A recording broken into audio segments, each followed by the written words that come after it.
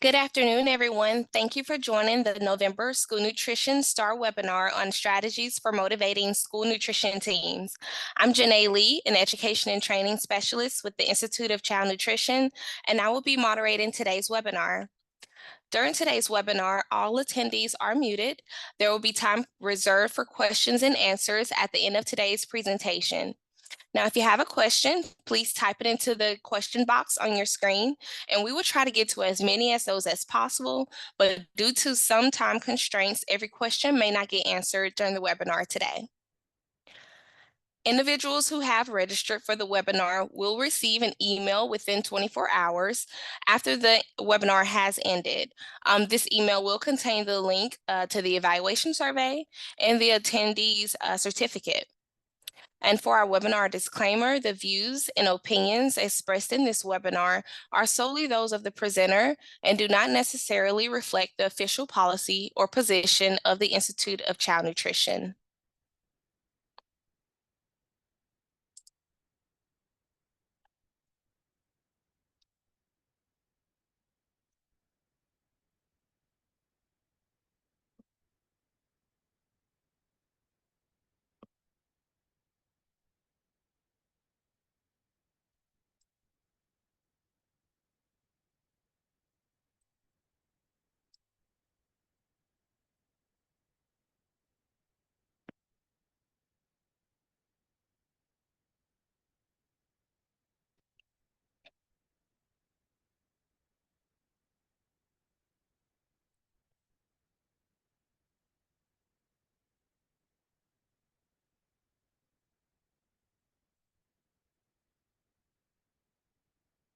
Ooh, sorry about that. I just had a technical difficulty there.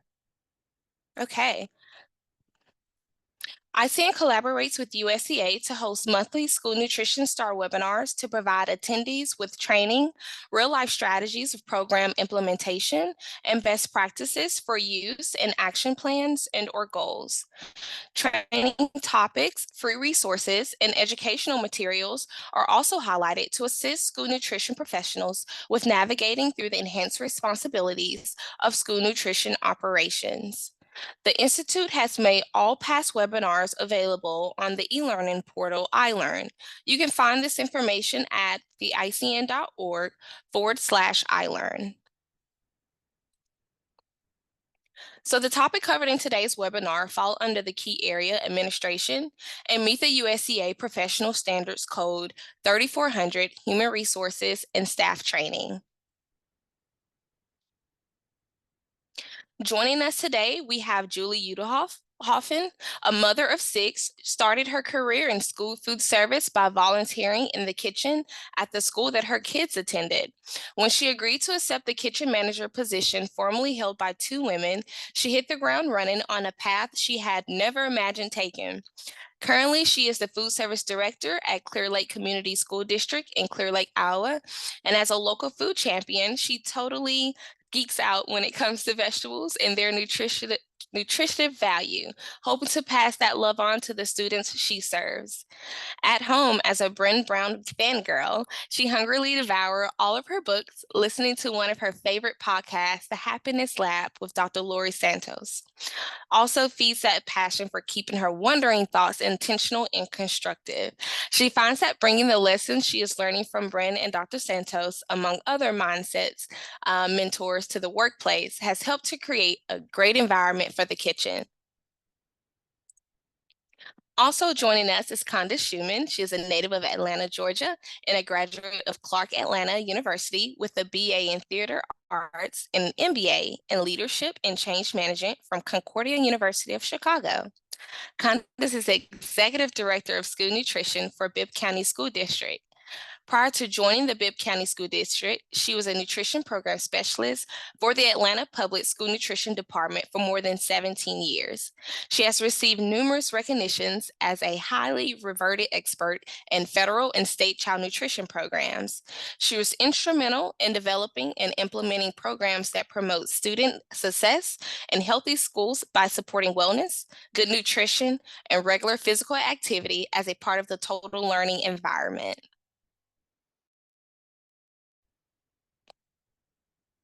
but not surely least, we have Lindsay Eisen, who received her bachelor's degree of applied science in food and nutrition from Youngstown State University. Lindsay started her clinical nutrition career at Scottsdale Healthcare in Arizona, and soon after served in clinical and food service management for Windsor House Long-Term Care. In 2019, she began working in child nutrition for the Trumbull County Board of Developmental Disabilities at Fairhaven School in Ohio, which is recognized as one of America's healthiest schools by the Alliance for a Healthier Generation. Nominated by the principal, Lindsay was a 2021 Grand Prize finalist for the Life Changer of the Year award. She currently serves in the community through leadership as the SNA of Ohio Chapter 78 president. Driven by passion, Lindsay finds creative ways to motivate her team, overcome challenges, and meet students' needs. So big kudos to our panel board for today's webinar. And for our learning objective, at the end of this webinar, attendees will establish a motivated and high-performing environment to achieve excellence and success among the school nutrition team. And at this point, I will turn the presentation over to Julie.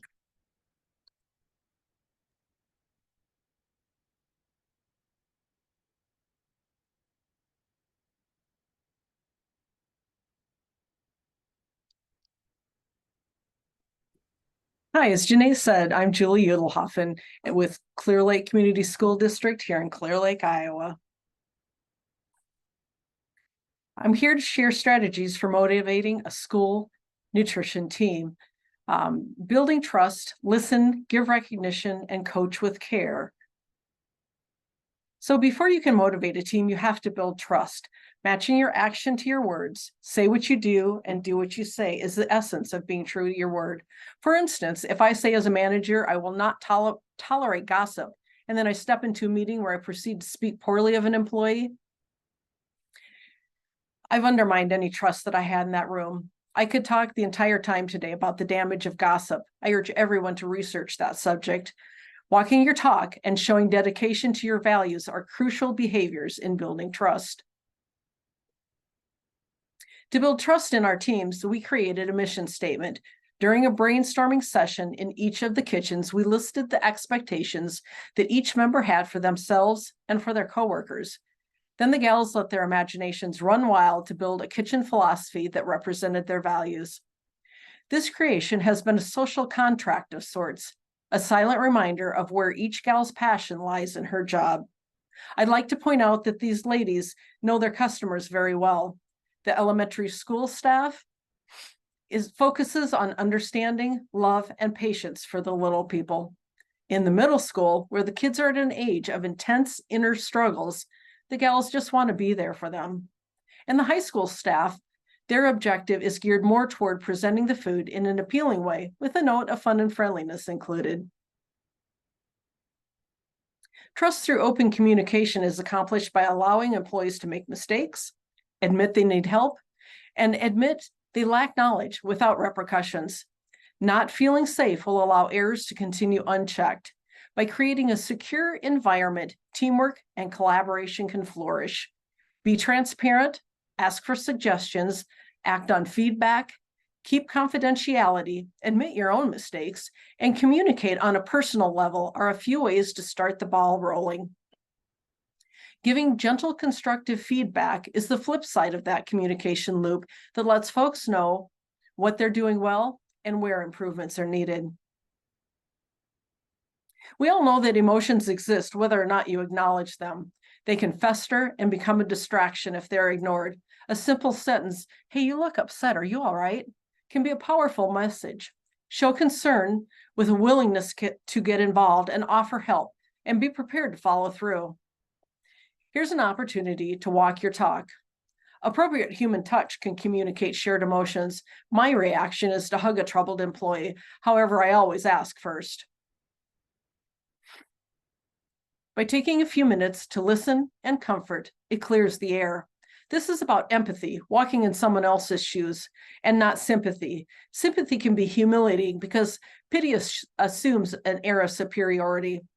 By legitimizing emotions, we humanize and validate each person. This can be the most powerful avenue of trust building. The second strategy for motivating your team is active listening. This is a skill that goes beyond hearing the words. It's not easy or natural, and it takes patience and practice to master. Pay close attention, not only with your ears, but with your eyes and your body language. Lean in, keep eye contact, nod, maintain an open posture. Avoid distractions around you and in your own head. It's difficult sometimes to refrain from planning what you want to say next. However, this is a time to simply listen. It's helpful to step into the conversation with the goal of learning something from the speaker. Reflect back to the speaker what you've heard without judgment by paraphrasing. What I'm hearing you say is, or if I'm understanding you correctly, you mean. You may not be correct the first time or two. Continue echoing until you connect. Active listening encourages thoughtful responses and maintains an atmosphere of collaboration. Respond appropriately by expressing your thoughts respectively and honestly, without condemnation or criticism. Summarize by restating core themes to keep both you and the speaker, clear on the responsibilities of each. This increases accountability. If an employee poses a question you cannot answer or has identified a need, be sure to follow up. This is a time to say what you'll do and do what you say. The third strategy for motivating your team is recognition. Employees that have received accolades tend to have more job satisfaction, perform better, be more productive, and remain committed to their position. Everyone likes to be recognized for a job well done. Even little successes can be an opportunity for celebration. I put out a questionnaire annually. It's a way for me to keep a finger on the pulse of each of the kitchens. We all know that money isn't overly abundant in our line of work. So I ask, how do you like to be recognized? It surprises me every year that these gals that prepare food in their work would like food rewards. Treats, coffee, and a pizza party are generally number one on the list. I also ask what motivates you on the job. I find it's not money. It's not the money. What motivates my staff is the kids, to be part of a team, and for the fun of it. The social aspect of working in school food service is more important than the pay. I'll take a moment to bring your attention back to the first two topics of building trust and listening. These are important elements of social interactions. We recently started an Employee of the Month series. This is one of our staff. Now, this isn't necessarily a recognition of a job well done per se, but an introduction of who they are.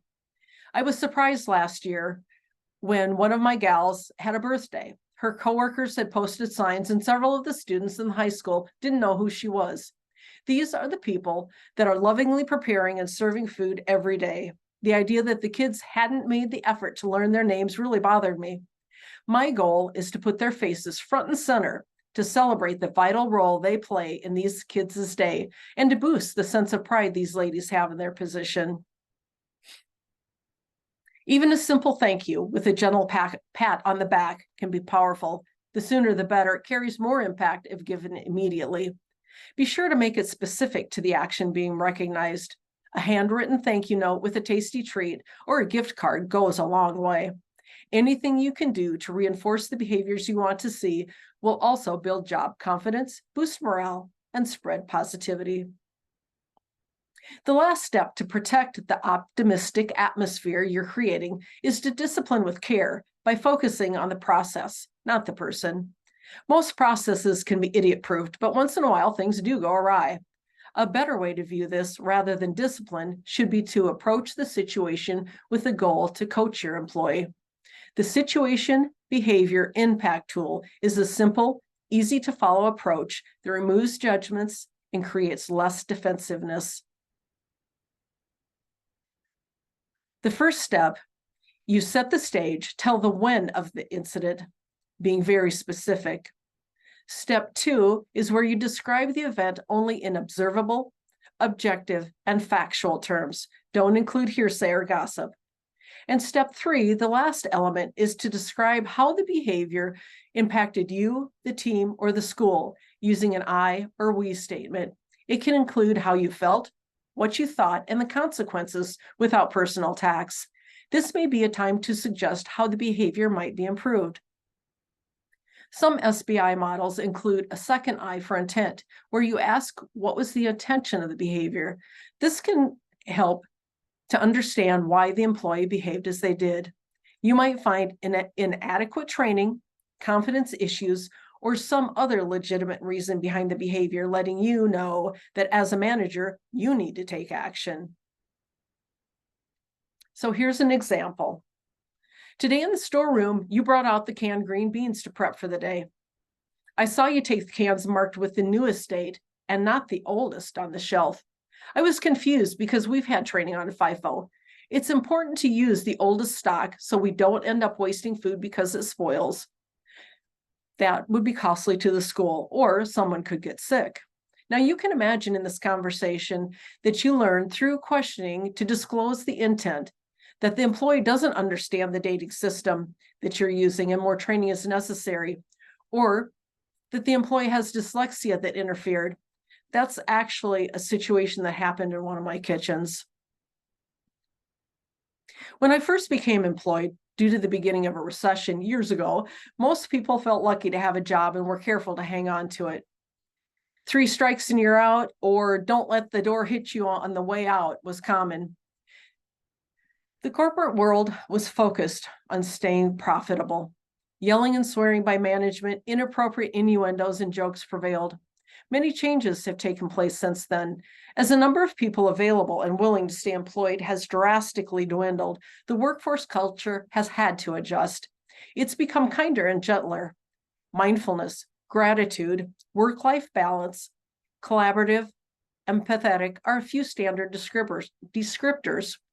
I believe this is a favorable evolution. However, it does require management to gain emotional intelligence, nurture employee engagement, listen, communicate, be transparent, embrace diversity, inclusivity, provide feedback, dish out rewards, all while you struggle with employee retention and strive to follow the ever-changing regulations.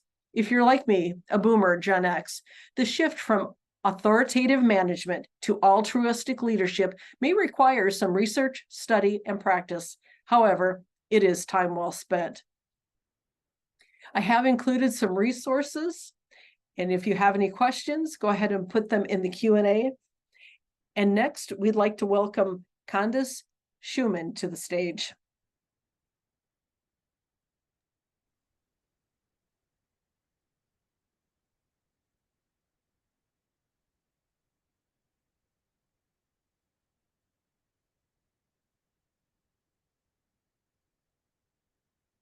Good afternoon, everyone, and thank you, Julie. Again, my name is Candace Schumann, and I'm the Executive Director of School Nutrition for Bibb County School District. This topic today on strategies for motivating your school nutrition team is one that I am in the middle of. I've only been with Bibb County as their nutrition director since January of this school year, so I have hit the ground running fast and hard. So I want to share with you all today some strategies that I have found very helpful in this transition. Just a few facts about our nutrition department. We have 38 feeding sites, and we have a little over 21,000 students in our district. I have over 320 employees, and our ADP for each day is approximately 74%. With Bibb County going through a transition, we've had to update our mission and our vision. And for the Bibb County School District, our mission is to maximize student achievement and social emotional well-being by building a sense of community and safe, equitable learning environments. The vision is to ensure that our students are empowered to lead, learn, innovate, and serve as productive and caring citizens within their chosen paths of success. So before we can make sure our students are able to do this, it's very important that we allow our staff to do this. So what I like to do for our engagement is to use the 5 C's of engagement strategy, which I like to also coin as the condescending C's of engagement, which are care, connect, contribute, and coach, and followed by congratulate. With these 5 C's, I layer them on top of our district's mission of learning, leading, innovation, and serve. So with this allows us to care through learning, connect by leading, contribute through innovation, and coach to serve. Caring for your employees is the first fundamental step in engaging them. Employees become actively disengaged when they feel that no one at work cares about them. This leads them to do what is often considered quiet quitting. Employees may physically be there in the school, in the cafeterias to serve the students, but they're mentally checked out and their heart isn't in it.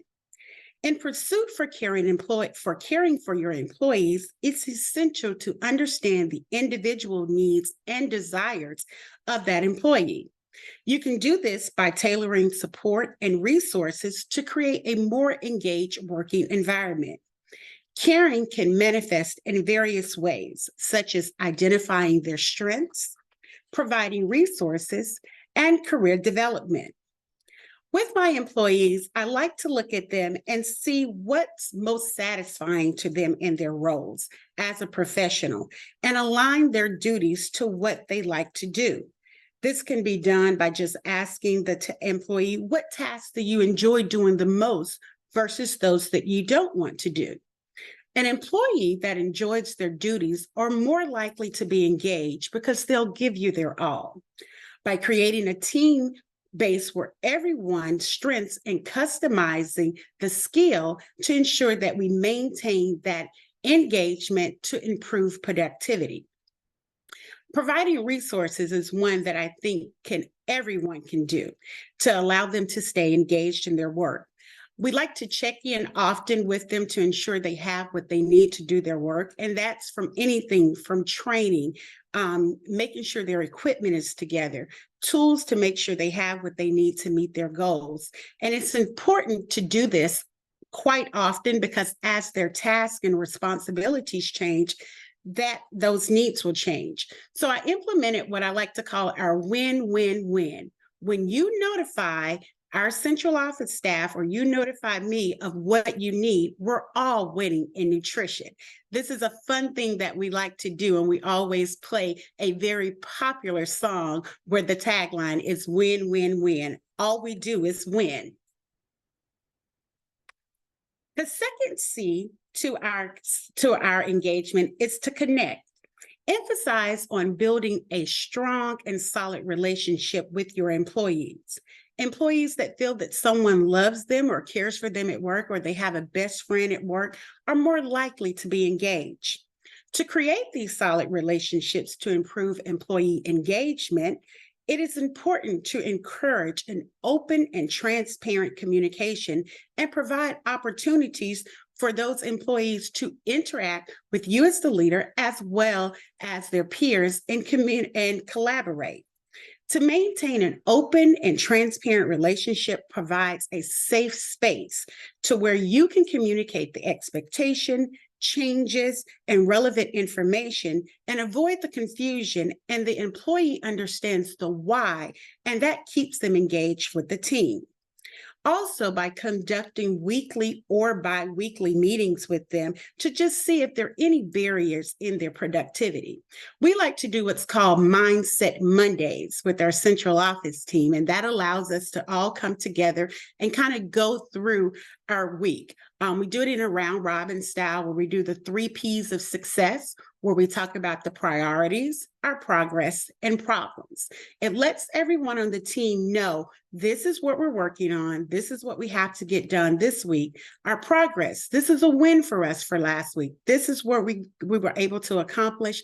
And our problems are barriers that I may need another team member's help with, or I may need the director's assistance with, reaching out to an external or internal department to help us get the things done. I also like to make sure that every meeting that we have with all of our staffs, we have what's called our questions, comments, and concerns. This allows the employee to ask questions that they may have or make comments about things, or aha moment where they've had a concern. So we always want to make sure that we're communicating with them.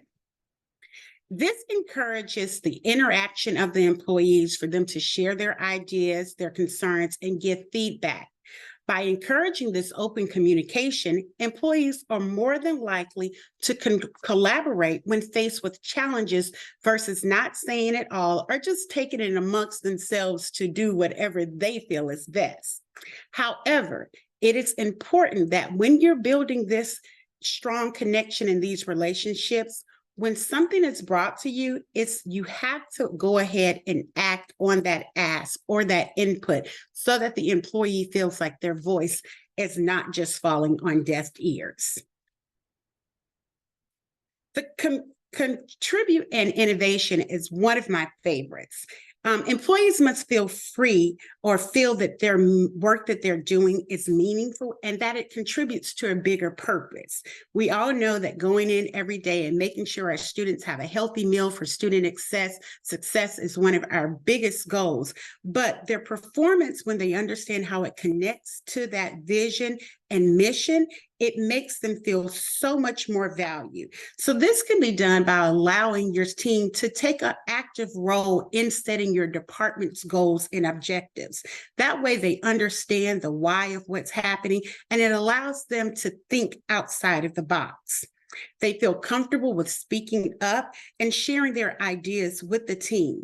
This allows them to think about solutions that are good for everyone and not just as an individual person. And again, they do feel valued and empowered. I have found that an empowered employee can boost the innovation and the engagement of your team. I also like to encourage staff to take on leadership roles and give them the autonomy to follow that, whether it's from leading a brainstorming session within a manager's meeting or serving on a committee for a special project or allowing them to lead a certain portion of that project. Also encouraging them to take on leadership roles within your school nutrition association. That really, really does engage them and make sure that they are being able to do what they do best. Being able to be autonomous, they're more than likely able to do those independent responsibilities with accountability, making sure that they're more invested in the outcome of their work, and they hold their peers accountable as well. So it's just an engagement from the top all the way to the bottom. This also makes sure that they are satisfying that human innate of employees to contribute to that larger purpose. And again, they do feel that they are valued. Our coaching to serve is also one that I love to do because it allows us to kind of do some cross-functional training and to see what we don't necessarily see, but others see. So coaching plays a significant role in helping employees reach their full potential. Employees who receive this type of guidance and development help support their careers and help them to be engaged and committed to not only themselves, their schools, the student, but the organization as a whole. With our coaching and mentorship, we provide feedback through teamwork, and that ensures that their growth is going and it helps them to continue to move forward. With our feedback, we've put together something called the Secret Shopper Crew. And this is just like any other secret shopper process that you would do just in the real world. We just use some of our stakeholders randomly. We assign them to a school. There's a questionnaire. They know which school to go to on what day and what time, whether it's breakfast or lunch. They'll go through and fill out that survey. The feedback from that secret shopper allows me to bring in the school site staff, the central office level supervisory staff, and myself to say, okay, what are opportunities for us to grow? We've got this one down, nailed it. It was excellent. It just worked out perfectly. And then it also allows us to get involved as a team to say, this is what we need to do. It's essential that employees understand where their work fits in with the rest of the team by encouraging engagement amongst the team members who share a common goal. And accountability is also present when working with teams as such members for responsibility in completing a portion to serve our students better. Coaching to serve leads to higher job satisfaction, loyalty, and ultimately engagement. And my favorite one, who doesn't like a great party? Congratulate is absolutely my favorite. This can be done in a number of ways, but regular recognition and appreciation for the hard work that they do is vital to maintaining that engagement. Offering praise and acknowledgments is one of the simplest ways to combat the issue of engagement. This can be done through verbal recognition, written notes, or awards. Highlighting their contributions of staff and during the staff meetings or in a newsletter when we do our weekly recaps, sending a note to the principal, letting our executive directors of the department know, our superintendent know that this particular employee or this team did an outstanding job. They served more meals today than they did the week before. And so we have coined the phrase, our shine out, shout out. And anybody can give another employee a shine out, shout out. So when we have these goals that we reach and we've got our successes, we want everyone to say, hey, you're shining out, so we're going to shout you out.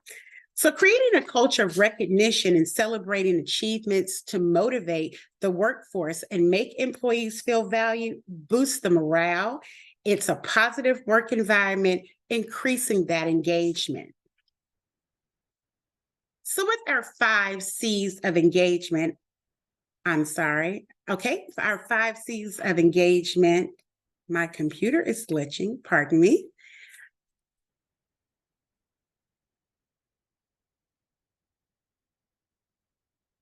Okay, there we go. And our understanding C's, we make sure that through caring and learning, leading and connecting, contribute and innovation, coaching and serve so that we can congratulate our staffs for everything that they did.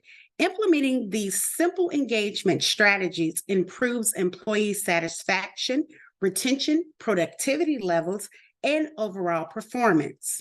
Remember that every team is unique and different, so it is essential through regular access the needs of your preference and your school's nutrition staff so that you can appropriately plan and adjust.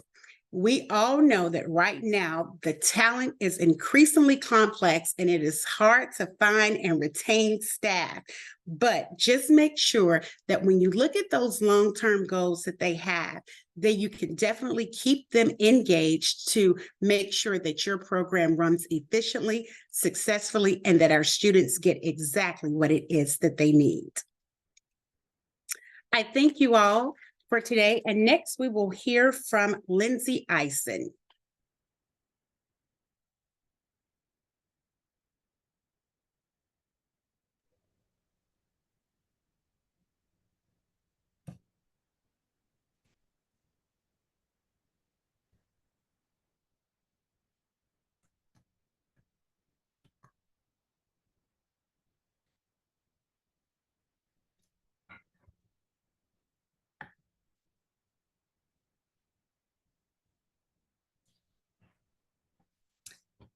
Hi, I'm Lindsay Eisen. Thank you, Kanya. I work for Fairhaven School in Ohio. We serve individuals with developmental disabilities from early intervention, which is birth to 2 years old, through pre-K and 12th grade option 23. We have a phenomenal integrated preschool program where the classroom has students that are both typical and atypical.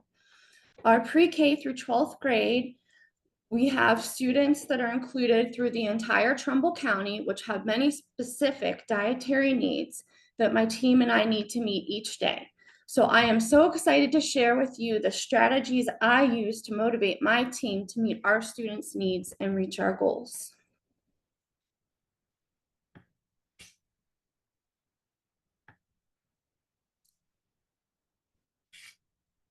So welcome to the jungle of food service. Sometimes the challenging tasks and situations that come knocking on our doorstep may seem overwhelming, but with grace, we can gather our teams and lead them as a cohesive unit to meet the federal guidelines, budgets, regulations, students' needs, and food trends while increasing staff retention and also having a little fun. The role of a leader is not to come up with all of the great ideas. The role of a leader is to create an environment in which great ideas can happen.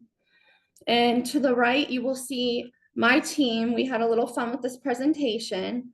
That's our take on Welcome to the Jungle. I don't know what I would do without them.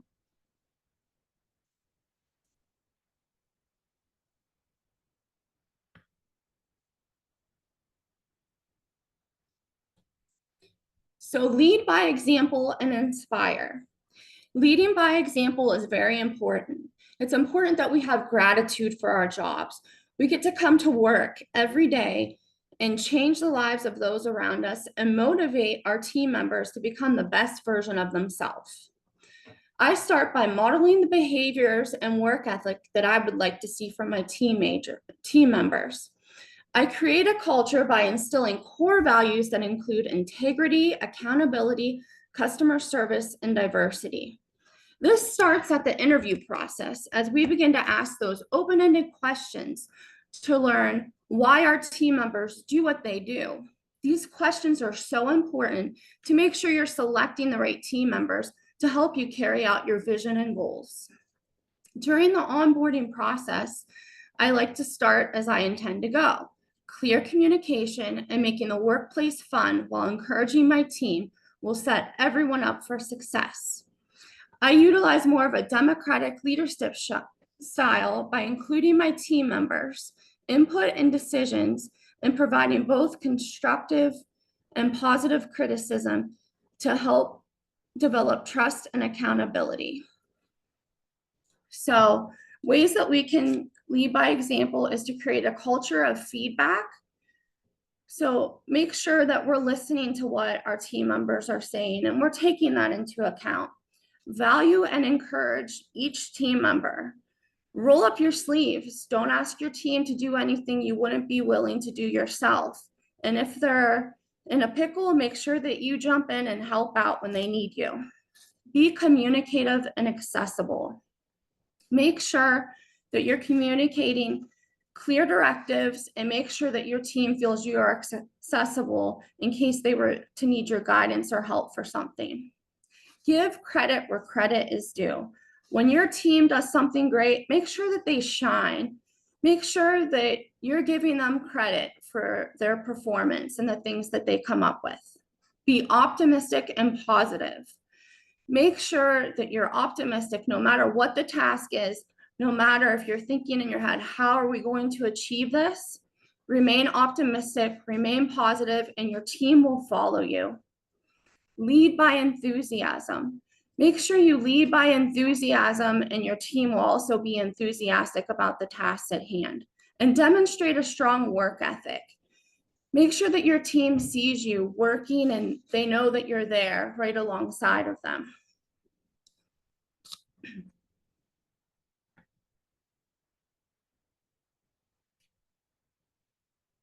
So clear communication. The picture to the left shows the telephone game. I'm sure at one point we've all played this game, and by the time it gets to the end of the line, what the original message was did not match what the ending message was. So the way that we can provide clear communication is by getting to know our team members. Get to know what their home life is like, any challenges that they may be facing. Get to know their work ethic and what motivates them. Get to know their personalities. Each team member brings their own personality. Set clear and realistic expectations. Provide positive and constructive feedback. Encourage collaboration and innovation. Listen actively and attentively. Be consistent. Always be consistent. And notebooks. This is one of the things I do. We have a notebook. They can just put a quick note in there for me if they're having a busy day or there's something they want to draw my attention to, or vice versa. I respond to their notes and they can go and see what I said if we don't have time to talk throughout the day. And an open door policy. My team knows that they can always come to me with any ideas or concerns that they might have. All of these things will allow for a better exchange of ideas, execution of plans, and cooperation among team members.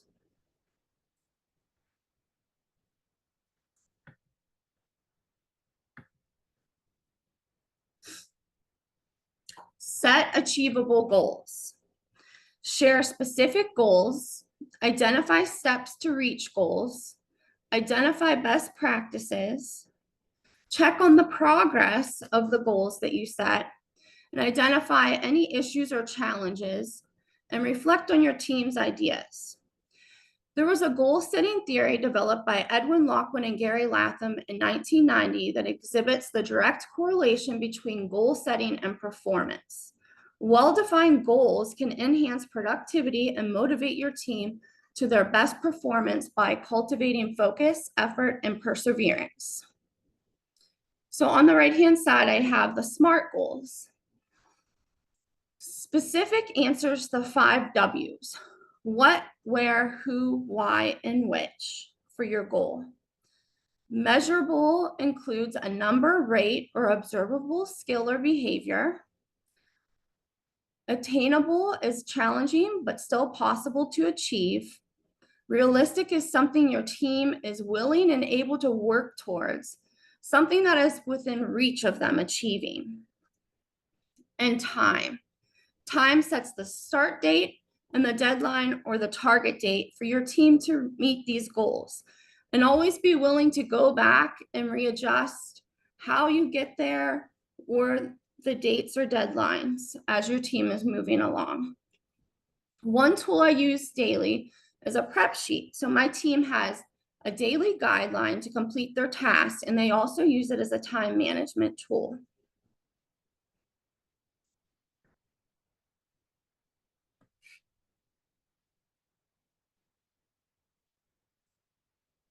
Provide tools and resources. So what's in your toolbox?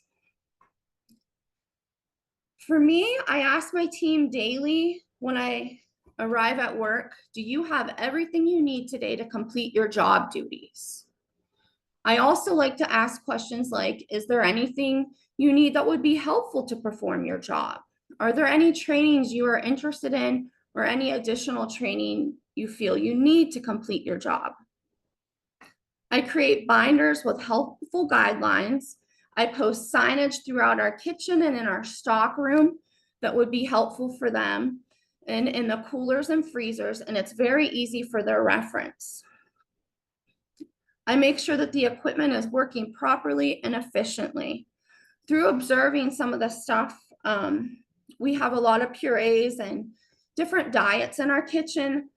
I realized they were using a regular blender for the pureed meals, and it was taking a lot of time for our puree cook to get these meals prepared for breakfast and lunch. And she could only create a few servings at a time, and it was taking up most of her morning. By identifying the need to upgrade our blender to a Roku Blixer, it cut out the labor time needed, made a more consistent product for our students that they liked, and improved her job satisfaction because she was able to perform it more efficiently. It felt like Christmas to my team when we got the Blixer, and it helped reach other goals by freeing up more labor time to help serve breakfast.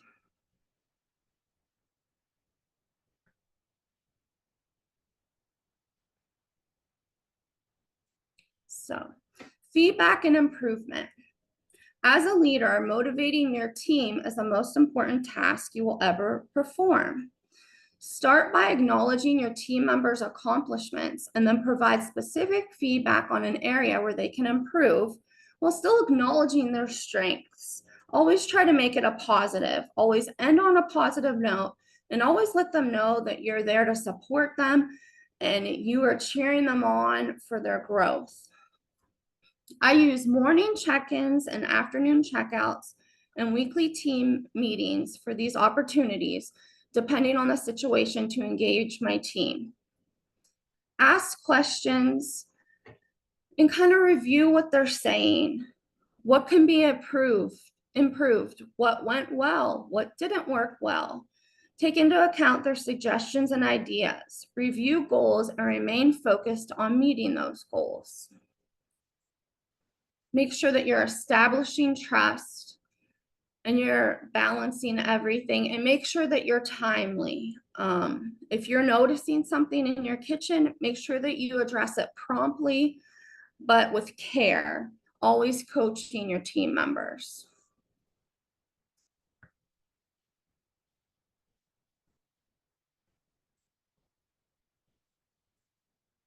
So a variety in tasks. A variety in tasks is shown to increase job satisfaction, increase employee retention.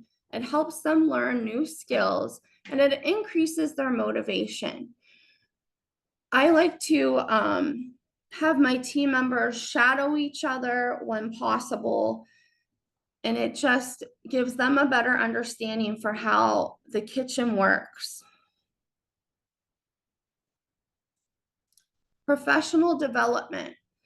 Before the school year starts, I always develop a plan and a tracking method, and I encourage their personal growth. At the end of the school year, I ask my employees, 3 things that they would like to work on or think they need to work on. And then I also offer 3 things.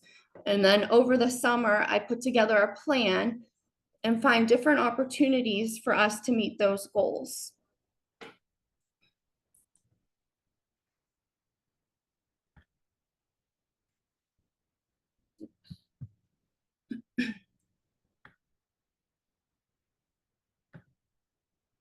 Empowerment.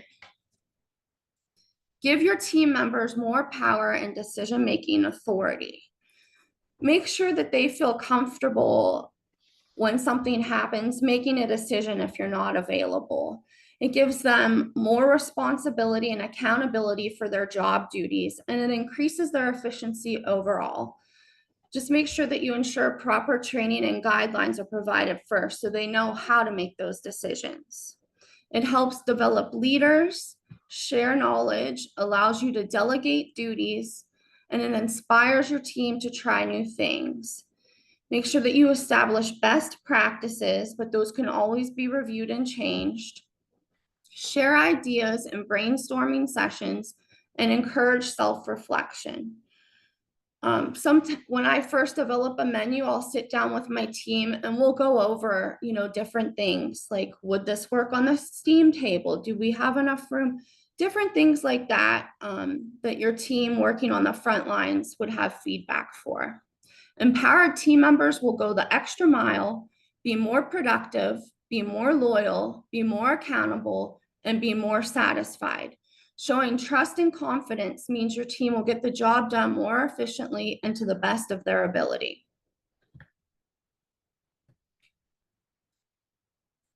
Create a positive environment. I like to have fun with my team. The picture to the right, our gym teacher is dressed up as Olaf, and the rest of my team members are there. We created a Frozen theme in the cafeteria and played music. Our students loved it. It encourages teamwork. It develops respect for each other. When you have fun, you bond, and it opens that communication. Your team's willing to go the extra mile, and give them the pickle.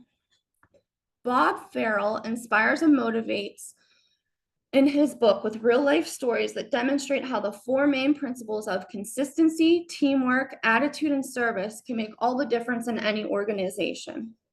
With teamwork, you can look for ways to make everybody look better and feel better. The principle of give the pickle is go that extra mile. Go the extra mile for your team. Your team's gonna in turn go the extra mile for the customer that they're serving, for that student that maybe isn't having a good day, that comes down to the cafeteria and just needs their smile and their warm welcome. Give them the pickle is a great training tool that I share with my team on how they should interact with everybody we serve: students, teachers, administration, parents, the community, our vendors. Find out what keeps your team motivated and keep doing it.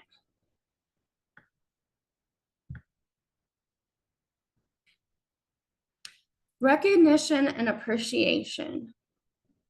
Your team works hard. Sometimes it feels like a marathon in the kitchen. So it's important that we recognize, appreciate, praise, and acknowledge. And to find the things that work for our team, we have to get to know them. So what does this look like in action? Some of the things that I do with my team are handwritten notes. I leave them at their workstations after they leave for the day. We host team breakfast or luncheons, or go out together as a team for dinner. We have an Employee of the Month award, and they receive a special parking spot, gift cards or gas cards. I'm huge on team photos. I like to post team photos to encourage them to see what they're doing and the impact that they're making. Photos of my team with the students. We celebrate birthdays, awards for achievement, and spotlight newsletters. Specialized aprons or uniforms. I have a Cricut. I made my team all a special apron.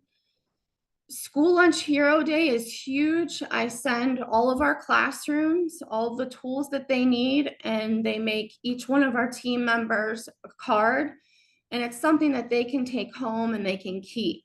And it lets them know that they're appreciated, and it helps them make that bond and connection with our students. And dedication events. During the pandemic, my team was working overtime. They were working hard. We were the only ones that were coming to the school while everyone else was staying home. We have a school garden. I got a bench to put next to the garden, and I had all of their names engraved on it. And they loved it. They just felt so appreciated, and they know they will be remembered for their hard work.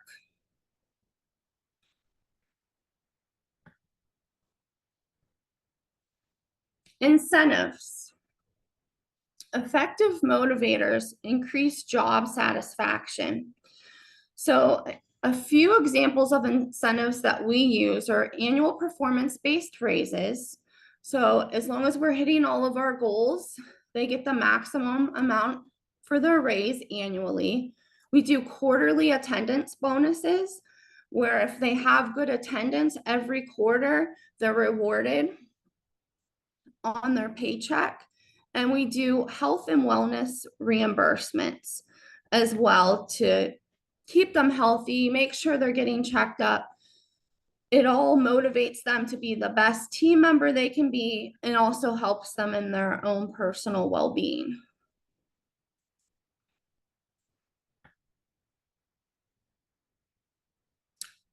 So health and well-being. Our wellness committee develops monthly themes such as walking clubs, or a 5K fun run, or a walkathon. We have the Yes program, the massage day, and we encourage time off. So for November into December, one way that we're motivating our employees to be more active is to track your trek to the North Pole. Our team members can keep track of their steps using their phones, fitness trackers, or a pedometer they can borrow from the school. And it's individualized as they're tracking their own steps, but then it also goes into the team goal of walking enough steps to walk from our school to the North Pole. So when we do reach that goal, then it's a celebration, and we reward them, and it's keeping them healthy, it's keeping them motivated. And every week they turn in how many steps they've got for the week. We offer our team members the annual health and wellness incentives for non-smokers, annual checkups at your doctor's office, and completing the annual health assessment available online through our medical insurance provider. Our medical insurance provider offers our team members a financial incentive to make sure that they're getting all those checkups and taking all of those appointments that we need. To help bring relaxation, we partnered with our local chiropractor's office, and a massage therapist came to our school and our board office to perform free 15-minute relaxation massages to all of our team members during one of our professional development days. We offered flexibility with their schedules for the classes so that all of the team members had an opportunity to partake And it just helped them be appreciative. It helped them to relax. We all know it can get stressful here, and a little really does go a long way. And make sure you encourage your team. They have PTO time, they have vacation time. Encourage them to take time off if they need it, or if they need to be with their family.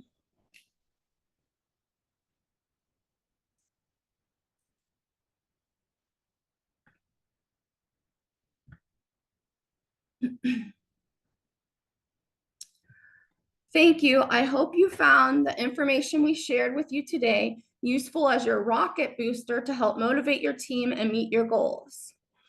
We will now move forward with our Q&A.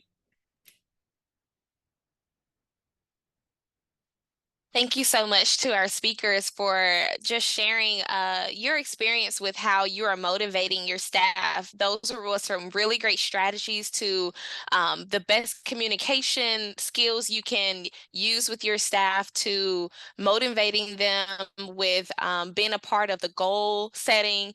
And as Lindsay shared, the health and wellness massages, that's a really good game changer.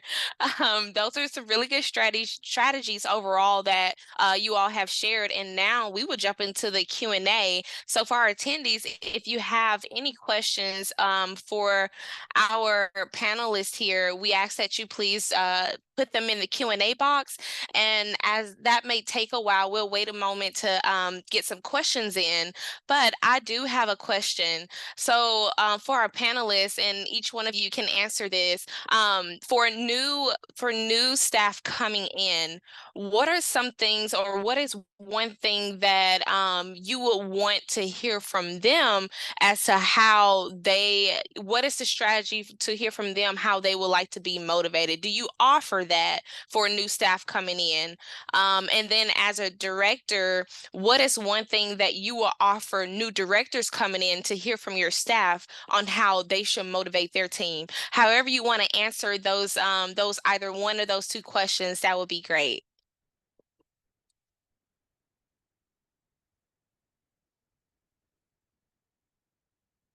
So Janae, I'll go ahead. I'll pick on, yeah, go ahead. Yeah, I'll I go was ahead. getting ready to choose.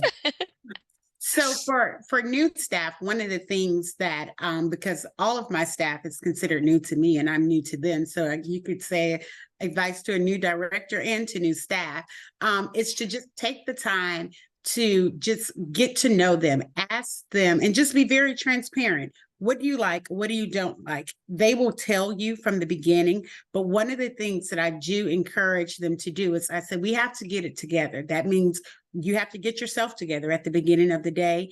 You have to come together with your team, and then you have to work together.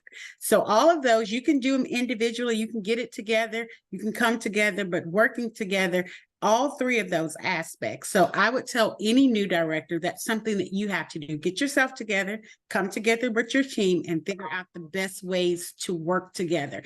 And that fosters that very transparent communication and increase that engagement.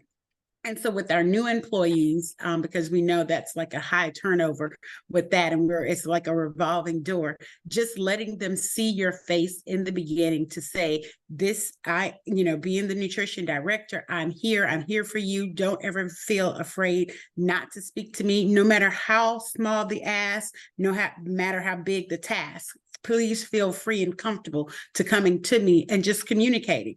We'll figure it out together. It's no, something that doesn't fall on deaf ears. But when employees see that they've got somebody that's loving, that's caring, that's willing to break out the white gloves and handle them with care and show that they are important to them, they're more amped to be more engaged and to give you their all. And then some days they're not going to give you their all because they don't have it. And it's okay. It's totally okay. It's okay. No, that's really great. Thank you so much for just giving that detailed response, because all those things are super important, right? To add to the value of the school nutrition team as a whole. Does anyone else want to share anything to add on to that? Yeah, I'll give a moment if you want to. I agree with Candace. I believe that most important is getting a new employee into the team and welcome them and make them feel part of the team.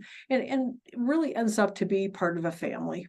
We're small enough in our kitchens, most of us, that it becomes a family atmosphere. Yeah. That family word is, I think that it brings about a really good intimate connection, right?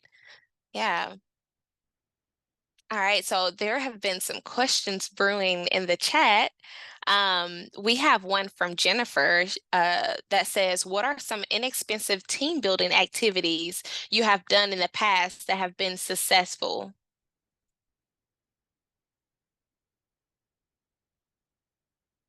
And anyone can answer that. We'll start with you, Lindsay. Okay, some of the team building things we do, we have a birthday club where we each donate $5 and we celebrate somebody's birthday. It makes them feel noticed and it does give it that family feeling. We've also, during in-service days, done different things, done kindness rocks where we each write a message for each other on a rock that we can keep at our desk. Different things like that that just really bring us closer together, help us understand one another, and give it that family feel. Thank you. Anybody else want to share? We've Yeah. done one called the Pig Personality Test, and you can Google it and find it online. It's actually a lot of fun. So this is I one like that.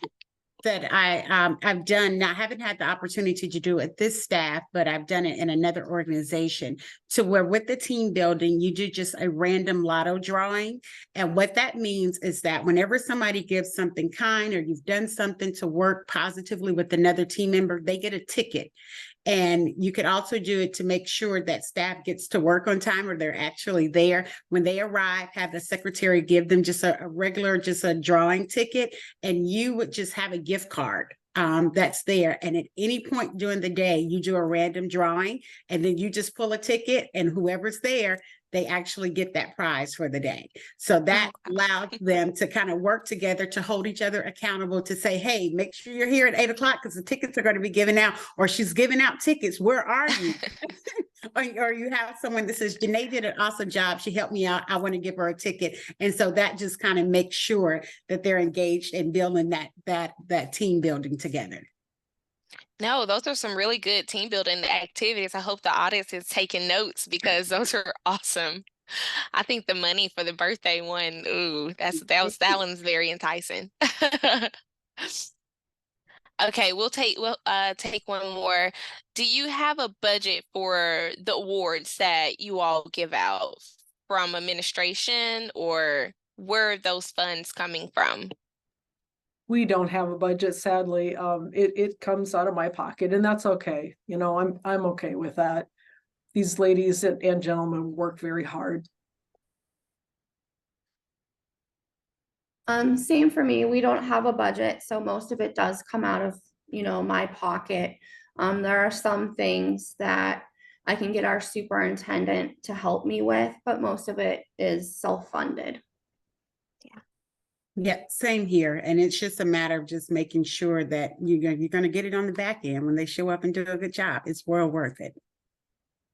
No, yeah, though, it just shows really the dedication that you all have for your team and having them be, in a place of that is considered like a family. You care about their professional development and what they bring to the team. So I appreciate all the tips and strategies that you all have shared today. We did have some other comments that really thanked you all for the great information. So without further ado, we're at 3:04, so I'll move forward with giving a few reminders and closing out for the day. But I just want to thank you all so much again for joining us here for our last webinar of the year. So stay tuned for the next webinar series, and we'll look forward to sharing what topic areas we're going to share for next year. So I'm going to give a few reminders here, and then we'll close out. So this webinar has been recorded and can be viewed on the e-learning portal iLearn. The webinar certificates will go out in the next 24 hours, so please stay tuned for that. And if you have anything to share that will help make these webinars better or improved or enhanced, we ask that you please share that in the evaluation survey that will pop up as soon as this webinar ends, because I see and appreciate your feedback. And in closing, thank you again to our panelists, and thank you to all the attendees for joining us today. Have a great one.